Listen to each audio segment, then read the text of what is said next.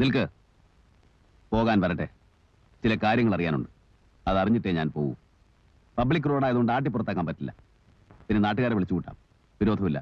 പക്ഷേ സംസാരിക്കുന്നത് അവരുടെ മുമ്പിൽ വെച്ചായിരിക്കുന്നു മാത്രം. എനിക്കൊന്നും നിങ്ങളോട് പറയാനില്ല. ഉണ്ടെന്ന് എനിക്കറിയാം. നിനക്ക് മാത്രമേ അത് പറയാൻ കഴിയൂ. നിന്റെ ചേട്ടനെ കൊന്ന് നിന്റെ കുടുംബം അനാഥമാക്കിയ ആ ശവം തീരി പട്ടികളുമായിട്ട് കൂടുതൽ അടുപ്പം നിനക്കാണല്ലോ.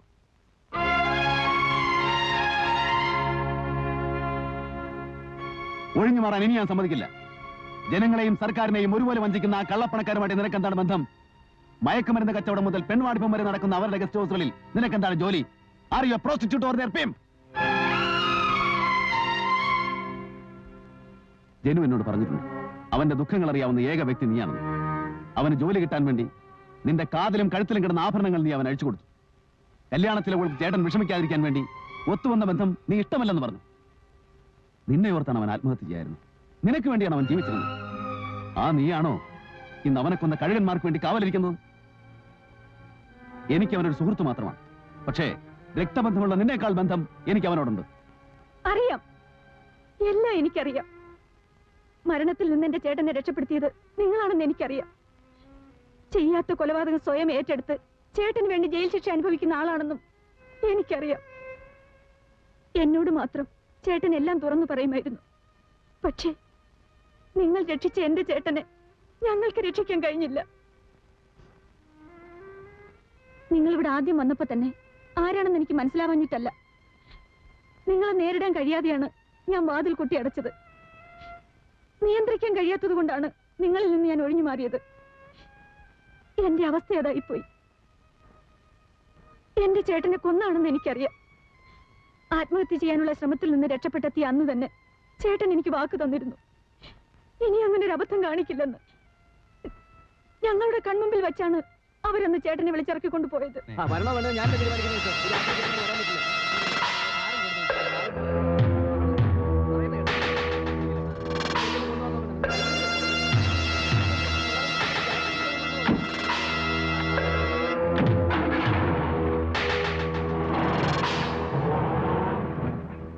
വെളുക്കുന്നത് വരെ ചേട്ടന്റെ വരവും കാത്ത് ഞങ്ങൾ ഉറങ്ങാതിരുന്നു.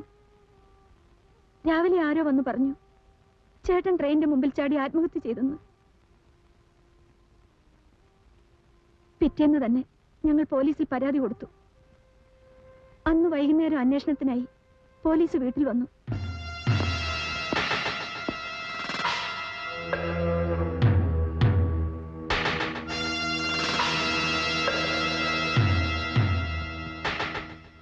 നിങ്ങൾ രണ്ടുപേരും സ്റ്റേഷനിലേക്ക് വരണം.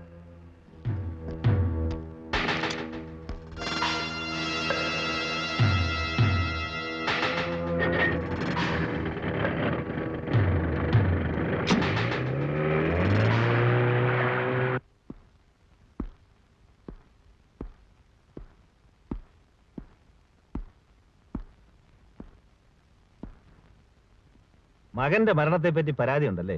എന്തിനാ പരാതിയൊക്കെ ഇൻസ്പെക്ടർമാരോട് പറയാൻ പോന്നേ? ഇദ്ദേഹം പോലീസ് സൂപ്രണ്ടിന്റെ മകനാ. മന്ത്രിയുടെ അളിയനുണ്ട്, സർക്കിളുണ്ട്. അന്വേഷണം ഉയർന്ന നിലയിൽ തന്നെ ആകാം. സ്റ്റേഷനിലേക്കാണെന്ന് പറഞ്ഞു കൊണ്ടുവന്നിട്ട് ആ, ഇതും ഒരു നിലയ്ക്ക് സ്റ്റേഷൻ തന്നെയാ. പല നിയമങ്ങളും പരിപാലിക്കപ്പെടുന്നത് ഇവിടെ വെച്ചാ. നമുക്ക് പോകാൻ പോളെ. എങ്ങോട്ട്? കാര്യങ്ങൾ തീരുമാനിച്ചിട്ടേ നമ്മൾ ഇവിടുന്ന് പോകുന്നുള്ളൂ. പട്ടികളെ, എനിക്ക് ജീവനുണ്ടെങ്കിൽ എന്റെ മകനെ കുത്തുമ്പോമാരെ ഞാൻ വെറുതെ കൂടിയില്ല. ഞാൻ അക്ഷരം പഠിപ്പിച്ച 1000കണക്കിന് പിള്ളേരുണ്ട് ഈ നാട്ടില്. അവരെ കൊണ്ട് ഞാൻ പകരം ചോദിപ്പിക്കും.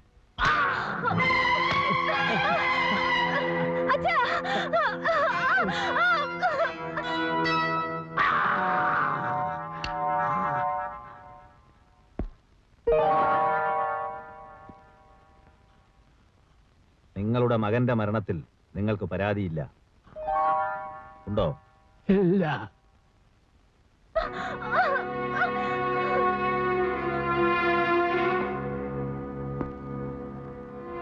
ഇന്നു മുതൽ ഞാൻ പറയുന്നതേ നീ കേൾക്കൂ.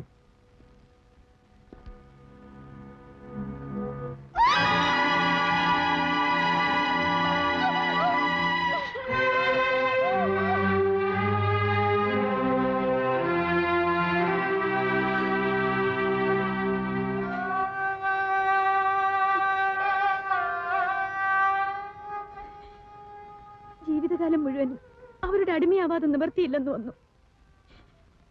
മരിക്കാൻ പേടിയുണ്ടായിട്ടല്ല. വയസ്സായ അച്ഛനും അമ്മയ്ക്കും ഞാനല്ലാതെ വേറെ ആരുമില്ലല്ലോ. കരയാതി. ആരും സഹായത്തിനില്ലെന്നോർത്ത് വിഷമിക്കരുത്. ജനുവിന്റെ സ്ഥാനത്ത് ഞാനുണ്ടാവും.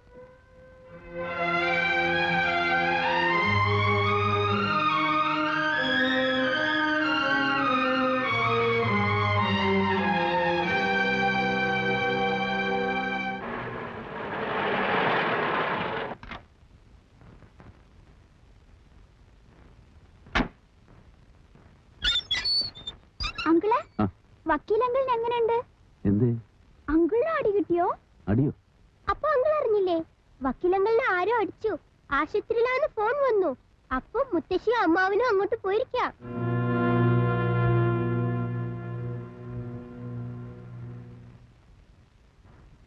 ഭാഗ്യമുള്ള ആളാ വക്കീല്.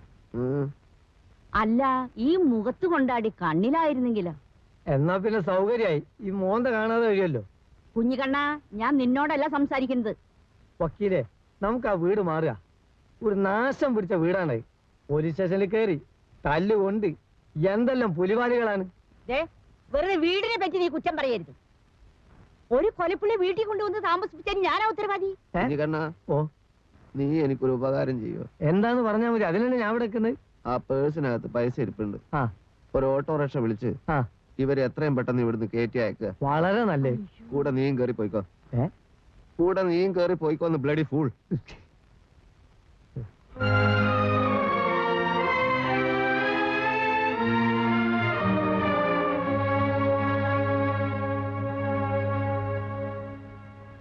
എന്താ ഉണ്ടായത്? 7 അടി 3 ചവിട്ട്, ഇരുമ്പ് കട്ട കൊണ്ടുള്ള ഇടി, കനത്തത് 2 എണ്ണം, പിന്നെ പുറത്തു പറയാൻ കൊള്ളാത്ത ഭാഷയിലുള്ള കുറെ ചീത്തയും. ഇത് വെറും അഡ്വാൻസ് ആണത്രേ. ആരാ ഇത് ചെയ്തത്? പിടിക്കുന്നതിന് മുമ്പ് മേൽവിലാസം ചോദിച്ചില്ല. എന്തായാലും നാളത്തെ അവാർഡ് ഫംഗ്ഷന് ഞാൻ വരാം. മറ്റന്നാൾ പരോള് കഴിഞ്ഞ് താൻ തിരിച്ചു പോകുമല്ലോ. അത് കഴിഞ്ഞേ ഞാൻ വീട്ടിലേക്കുള്ളൂ. ഇവിടെ കുറച്ചുകൂടെ സേഫാണ്. വക്കീലെ, നമുക്കിനി ഒരുപാട് കാര്യങ്ങൾ ചെയ്യാനുണ്ട്. ഞാനിപ്പോ ഗീതയെ കണ്ടിരുന്നു.